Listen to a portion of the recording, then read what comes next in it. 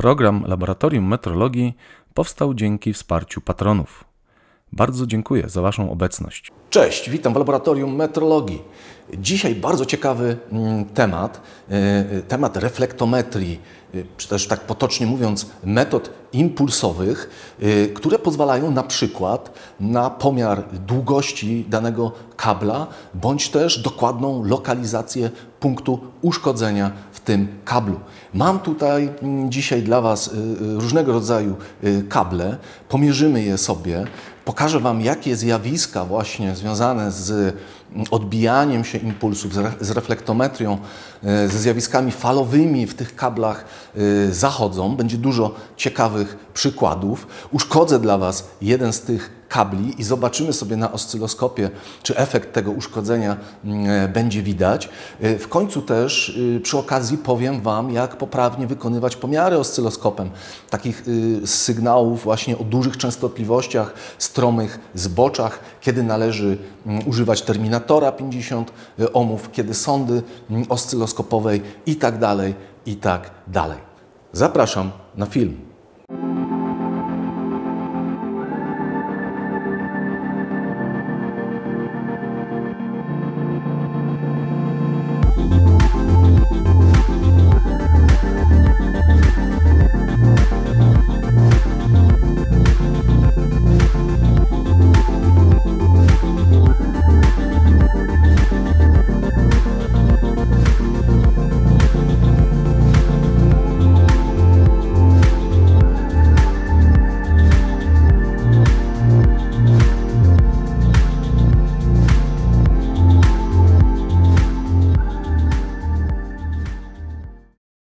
Reflektometria to obszerna dziedzina związana z metrologią, która ma szerokie zastosowanie i obejmuje wiele technik pomiarowych.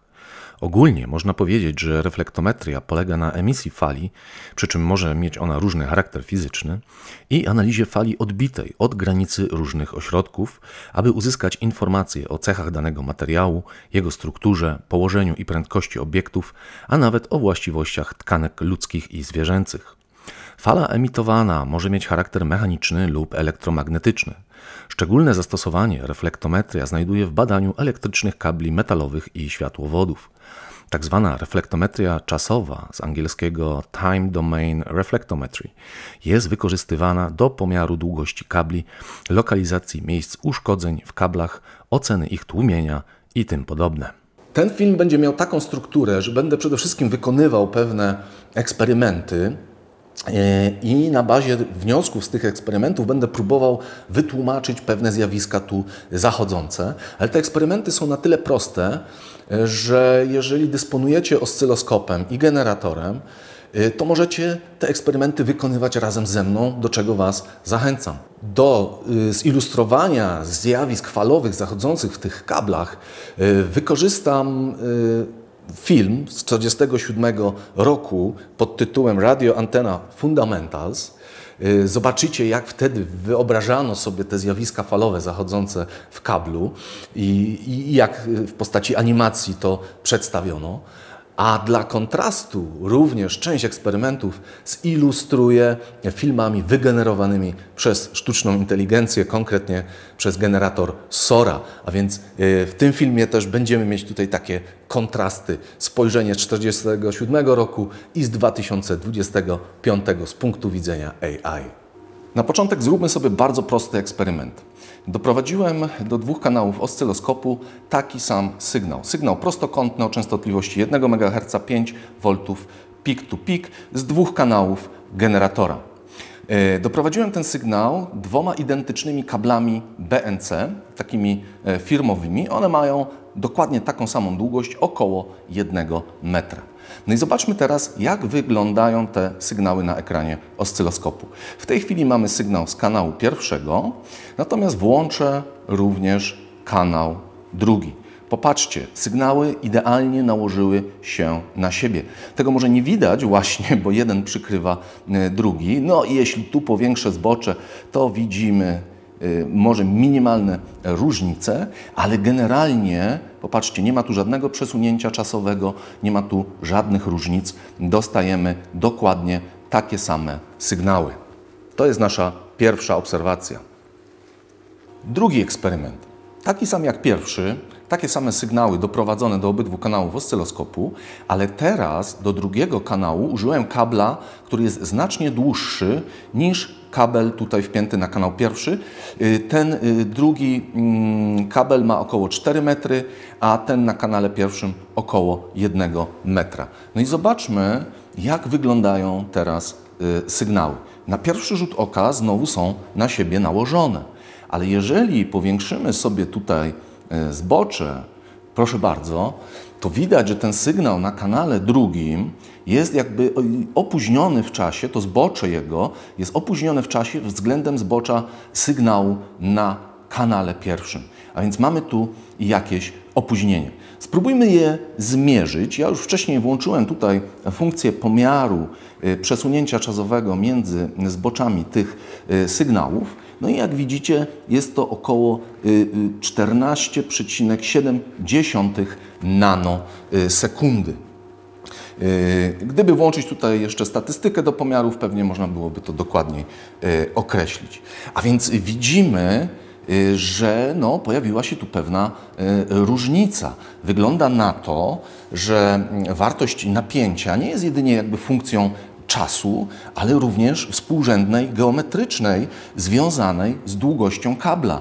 Im dłuższy kabel, tym ta, nazwijmy to, propagacja tego sygnału do jego końca zajmuje więcej czasu i to jest nasza druga obserwacja. Spróbujmy wytłumaczyć to zjawisko na bazie teorii tzw. linii długiej, którą zastosujemy do naszego kabla koncentrycznego.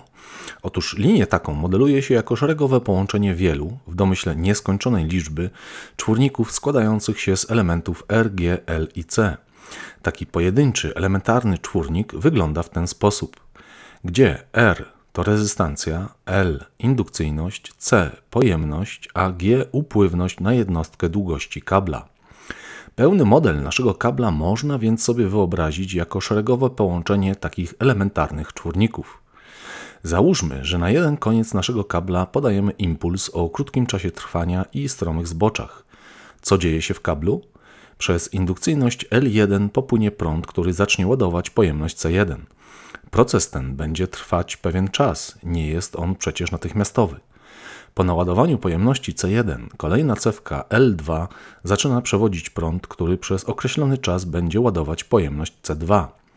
Proces ten będzie przebiegać cyklicznie. Widzimy więc, że następuje tu propagacja impulsów wzdłuż linii długiej i że to zajmuje pewien czas.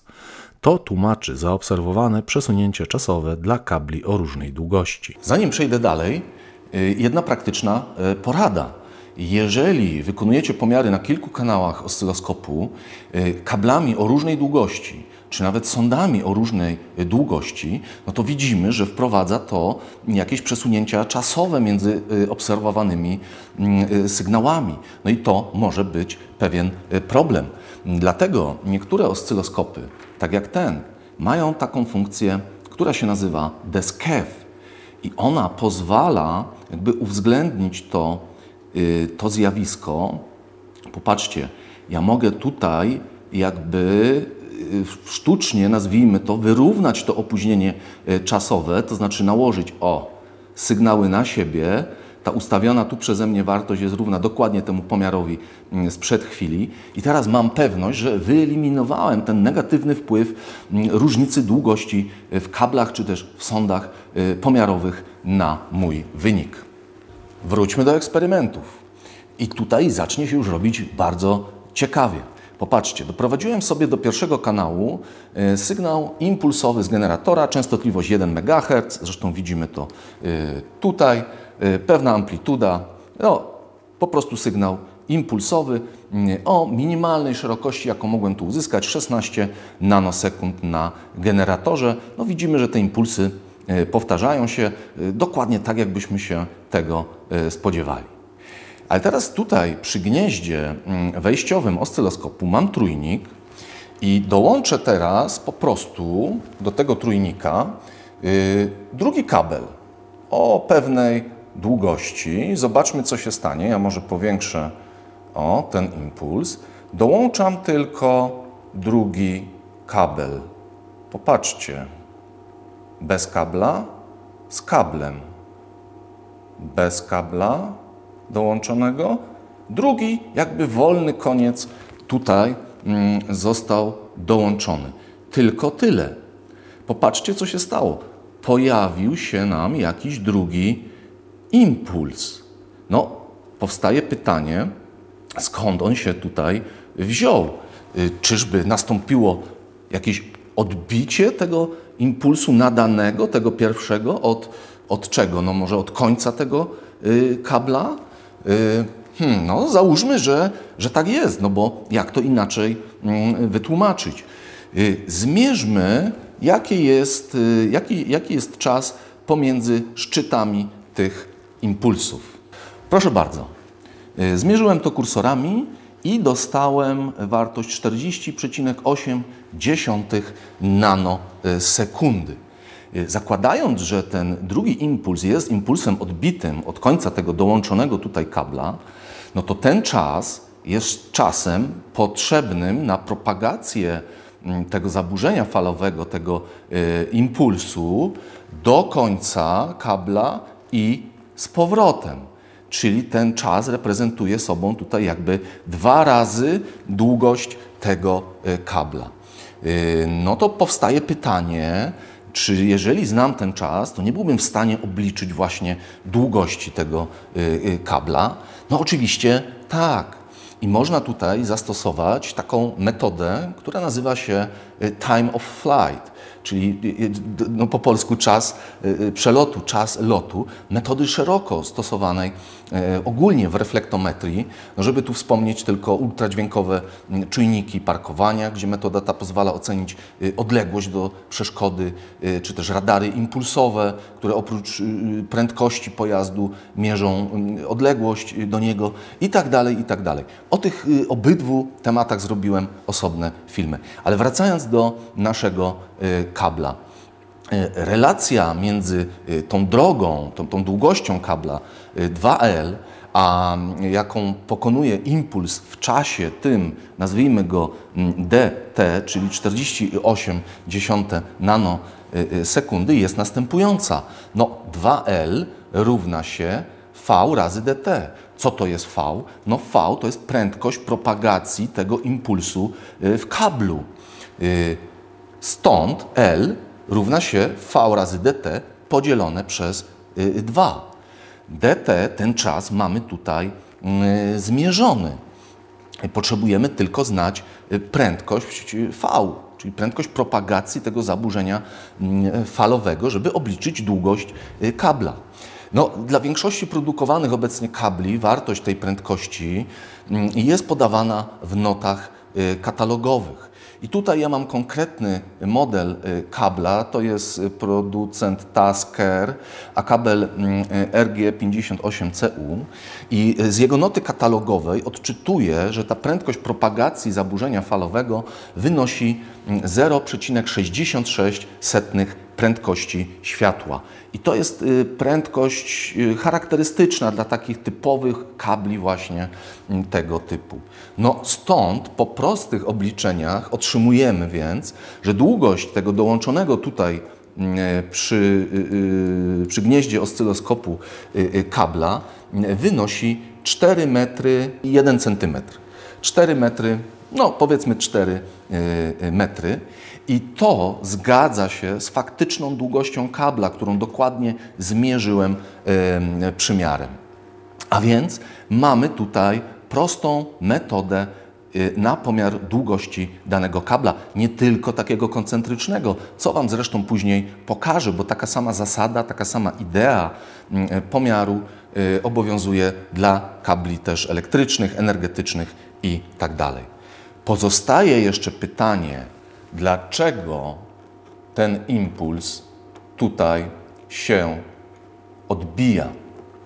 Aby wytłumaczyć to zjawisko, należy wprowadzić pojęcie impedancji falowej kabla, rozumianej klasycznie, czyli jako stosunek napięcia U do prądu przemiennego I. W przypadku, gdy straty ze względu na R i G pominiemy, impedancja falowa redukuje się do zależności pierwiastek z L przez C. Nie jest to impedancja czy rezystancja, którą można zmierzyć między żyłami kabla w klasyczny sposób. W takim przypadku przy pomiarze dostaniemy przekroczenie zakresu, czyli bardzo dużą rezystancję. Jest to impedancja widziana niejako z punktu widzenia zjawisk elektromagnetycznych zachodzących między prądem a napięciem w kablu.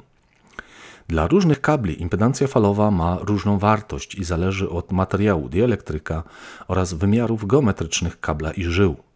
Na przykład dla kabli elektroenergetycznych zawiera się ona w granicach od 10 do 50 ohmów, co zgodnie z czerwoną linią na rysunku zapewnia maksymalną przenoszoną moc.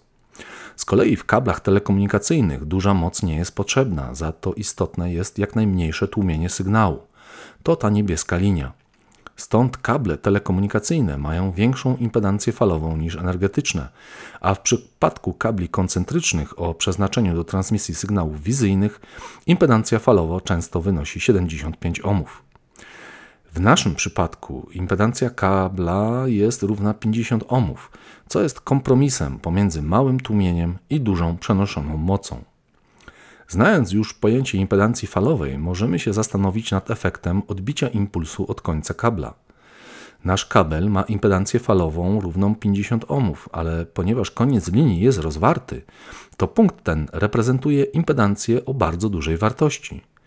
Kiedy więc ostatni kondensator Cn będzie ładowany, napięcie na nim gwałtownie wzrośnie, gdyż cała energia, mówiąc obrazowo, będzie tłoczona do niego przez cewkę Ln. Na skutek tego napięcia o wartości wyższej niż na początku linii zmieni się kierunek przepływu prądu i kondensatory będą ładowane w odwrotnej kolejności od Cn do C1. Można więc powiedzieć, że impuls odbił się od końca linii i przemieszcza się w kierunku jej początku. Napięcie w danym punkcie linii długiej jest więc superpozycją impulsów nadanych i odbitych i to obserwowaliśmy w naszym eksperymencie. Wiemy już, co to jest impedancja falowa, wiemy, dlaczego impuls się odbija. No to idźmy dalej z naszymi eksperymentami. Zobaczmy, co ciekawego tutaj w tych zjawiskach falowych jeszcze może wystąpić. Mam dokładnie taką samą konfigurację jak poprzednio, czyli dołączony tutaj ten kabel przy gnieździe oscyloskopu. Widzimy odbicie impulsu, ta sama sytuacja. Ale teraz co się stanie, jeżeli ja do drugiego, wolnego końca tego dołączonego kabla podłączę potencjometr, który pozwala mi regulować rezystancję w zakresie do 100 ohmów. Popatrzcie. Już dołączenie tych 100 ohmów powoduje, że jakby amplituda tego odbitego impulsu się zmniejszyła, a jeżeli ja teraz będę regulować, zmniejszać tą wartość, czyli idę od 100 ohmów w dół, to popatrzcie, dla pewnej wartości rezystancji w ogóle ten impuls zanika, a jeżeli będę dalej ją zmniejszać, popatrzcie, on tutaj zmienił jakby, teraz lepiej to widać, zmienił znak. Popatrzcie, tu jest tu jest zwarcie, tu jest pewna wartość ustawiona, idę do góry, 100 ohmów, no widać, ten impuls jest, ale mniejszy. Jeszcze raz, popatrzcie, co się tutaj dzieje. No, widzimy, w ogóle niwelację impulsu dla pewnej wartości rezystancji. Ja odłączę teraz ten potencjometr i dołączę tak zwany terminator, czyli to jest właśnie taki rezystor terminujący nam tutaj kabel BNC. To jest nic innego jak rezystor zamknięty w tej małej obudowie o wartości 50 ohmów, a więc wartości równej impedancji falowej kabla. Czyli on nam zwiera żyłę do ekranu. I teraz popatrzcie, jeżeli ja go podłączę, widać, ten impuls nam zniknął. Odłączam terminator, dołączam, odłączam. Czyli widzimy, że jeżeli dołączę tutaj do drugiego końca kabla rezystancję o wartości równej impedancji falowej kabla, to zjawisko odbicia impulsu, te zjawiska falowe jakby w ogóle tutaj zanikają. No to zastanówmy się, dlaczego tak jest i dlaczego przy zwarciu końca linii ten impuls w ogóle zmienia jakby swój znak. Wiemy już, że impuls biegnący wzdłuż linii długiej odbija się od nieciągłości impedancji falowej o dużej wartości. Tak było w poprzednim eksperymencie. Ale dlaczego nie odbija się, jeżeli na końcu kabla umieścimy rezystor o wartości równej impedancji falowej kabla? Zgodnie z teorią linii długiej, impuls odbity U2 równa się K razy impuls nadany U1, gdzie K jest współczynnikiem odbicia równym Z2 minus Z1 przez Z1 plus Z2. Z1 to impedancja falowa naszego kabla, a Z2 to zaburzenie impedancji, jej nieciągłość.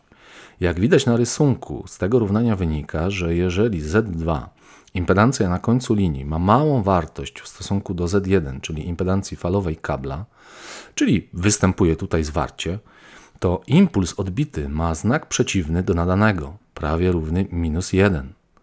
Jeżeli Z2 ma dużą wartość w stosunku do Z1, czyli występuje przerwa, to następuje odbicie fali ze znakiem dodatnim. Ale jeżeli Z1 równa się Z2, to współczynnik odbicia jest równy 0, a energia związana z falą nadaną jest rozpraszana i zamieniana na ciepło na impedancji Z2. Jak wspominałem na początku, takie pomiary możecie wykonać sami. Jeżeli macie oscyloskop, no potrzebny jest też generator. Nie musi to być generator taki laboratoryjny, może to być samodzielnie zbudowany, szybki generator impulsów. Mnóstwo schematów znajdziecie w internecie. Natomiast jakie może być zastosowanie jeszcze tej metody? No oczywiście oprócz pomiaru długości kabla, no metody te TDR, Time Domain Reflectometry, służą do określania odległości do miejsca uszkodzeń kabli, na przykład takich kabli energetycznych zakopanych w ziemi. Metoda reflektometryczna jest stosowana w tzw. reflektometrach, czyli urządzeniach przeznaczonych do lokalizacji miejsc uszkodzeń w kablach, na przykład energetycznych. Uszkodzenie kabla, czyli przerwanie ciągłości danej żyły, zwarcie między żyłami czy zwarcie doziemne to nic innego jak nieciągłość impedancji falowej kabla. Na rynku jest wiele urządzeń przeznaczonych do takich pomiarów. Stosuje się metody impulsowe, nisko- i wysokonapięciowe, impulsów prądowych, metody impulsowo-łukowe i wiele innych. Omówienie tego zagadnienia to temat na osobny, długi film. Osobom zainteresowanym tym tematem polecam książkę Ryszarda Szczerskiego o lokalizacji uszkodzeń w kablach.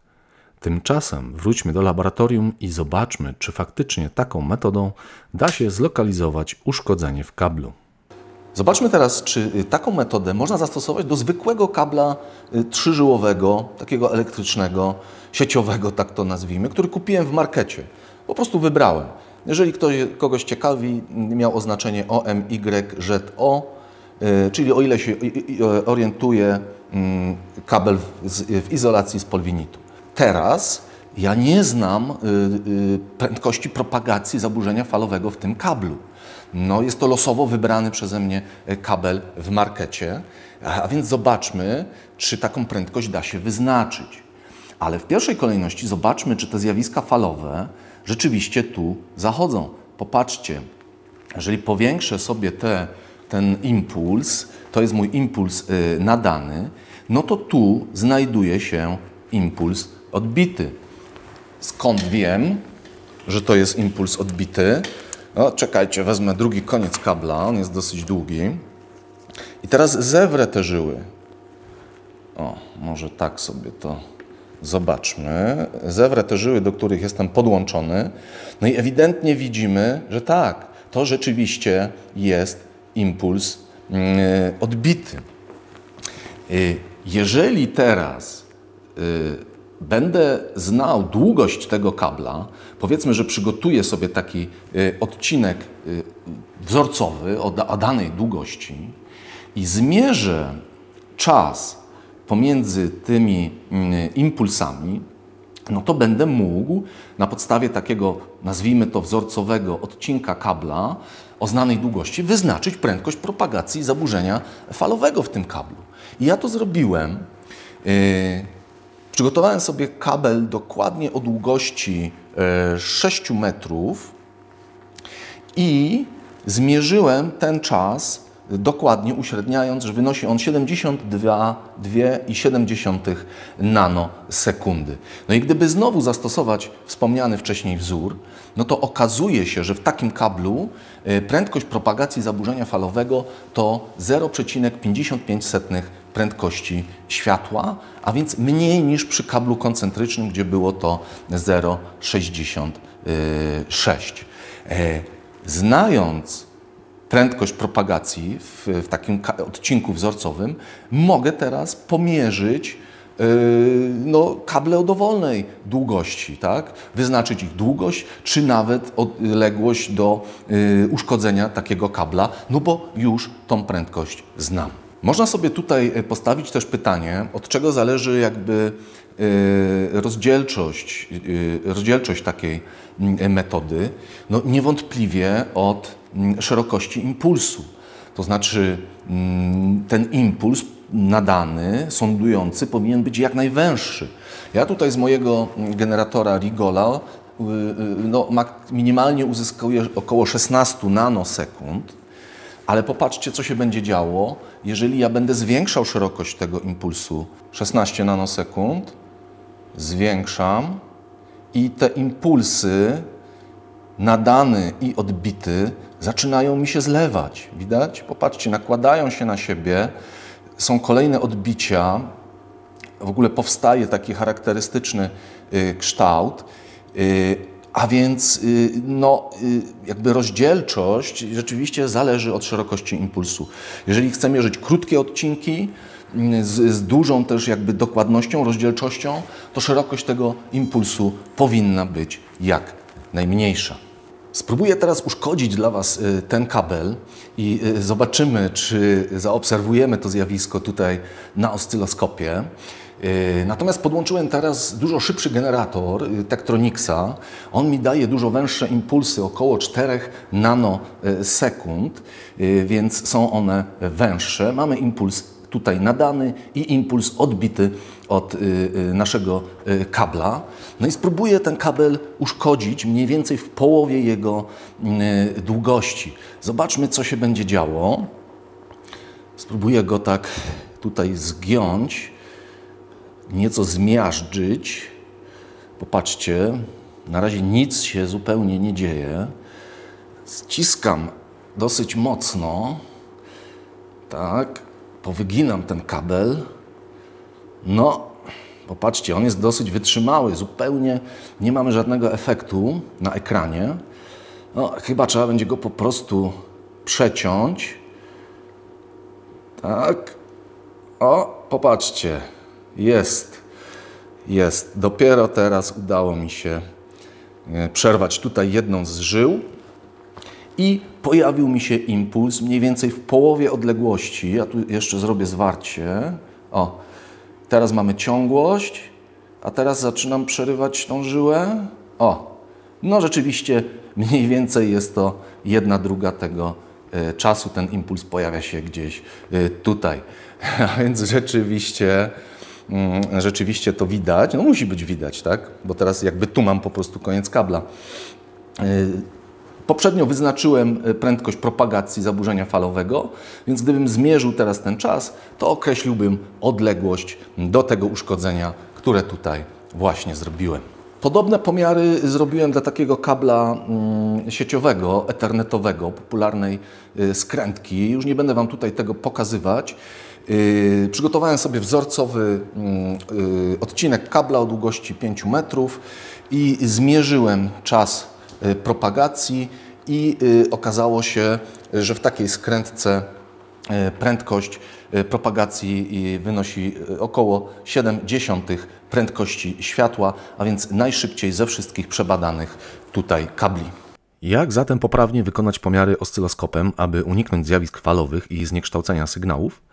Nagrałem bardzo długi fragment filmu pokazujący wiele niuansów, ale postaram się Wam to teraz streścić. Po pierwsze, do pomiarów sygnałów o częstotliwości rzędu MHz dobrze używać sondy oscyloskopowej na tłumieniu razy 10. Wtedy sonda ma duże pasmo rzędu setek MHz, nie są więc tłumione wyższe harmoniczne. Zapewnia to też odpowiednie dopasowanie impedancyjne i ograniczenie zjawisk falowych. Jeżeli używamy kabla koncentrycznego, to należy pamiętać, że impedancja wejściowa kanału oscyloskopu wynosi 1 MΩ i będą tu zachodzić zjawiska falowe.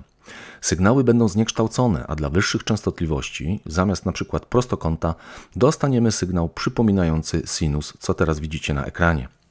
Należy więc zmienić impedancję wejściową kanału na 50 ohmów, tak aby była równa impedancji falowej kabla. Niektóre oscyloskopy mają taką funkcję, a jeśli nie, to należy użyć przelotowego terminatora, dzięki czemu odzyskujemy poprawny kształt sygnału. Przy kablach koncentrycznych należy też uważać na sytuację, kiedy dany sygnał rozdzielamy trójnikiem, a końca kabla nie terminujemy rezystancją 50 ohmów. To powoduje dodatkowe odbicia fali od wolnych końców kabla, co teraz widzimy na ekranie. To ta grubsza żółta linia. Powstaje kształt schodkowy, zupełnie nie przypominający oryginalnego sygnału. Rozwiązaniem znowu jest zastosowanie terminatorów, co eliminuje zjawiska falowe. Jak widzicie, temat jest bardzo ciekawy, ale o wielu rzeczach tutaj nie powiedziałem. Nie powiedziałem chociażby o zjawisku naskórkowości występującego dla wysokich częstotliwości. Nie powiedziałem o tym, że harmoniczne o różnych częstotliwościach mają różną prędkość propagacji w kablu, co już samo w sobie zniekształca nam sygnał. Jest więc tutaj wiele rzeczy, ale nie chcę, żeby ten film trwał godzinami. Natomiast powstaje pytanie, kiedy tymi zjawiskami w ogóle się przejmować, na przykład przy pomiarach. No, jeżeli mierzymy sygnały o małych częstotliwościach i kwestia stromości zboczy nie jest dla nas istotna, no to z dużym prawdopodobieństwem, że w takich typowych przypadkach możemy te zjawiska w ogóle pominąć. Ale jeżeli mówimy o wysokich częstotliwościach i stromych zboczach, no to jak widzieliście już tak nie jest. Czy jest jakieś kryterium, które nam mówi, kiedy tym należy się przejmować, kiedy nie? Tak. Otóż z każdą częstotliwością, z każdym sygnałem jest skojarzona tak zwana długość fali. Długość fali to jest prędkość propagacji tego zaburzenia falowego przez częstotliwość.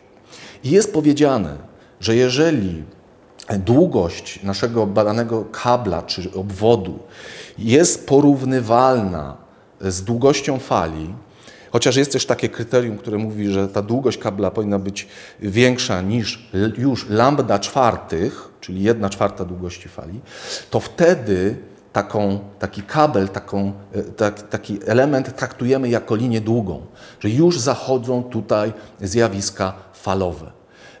Żeby dać przykład, dla 50 Hz długość fali wynosi prawie 4000 km.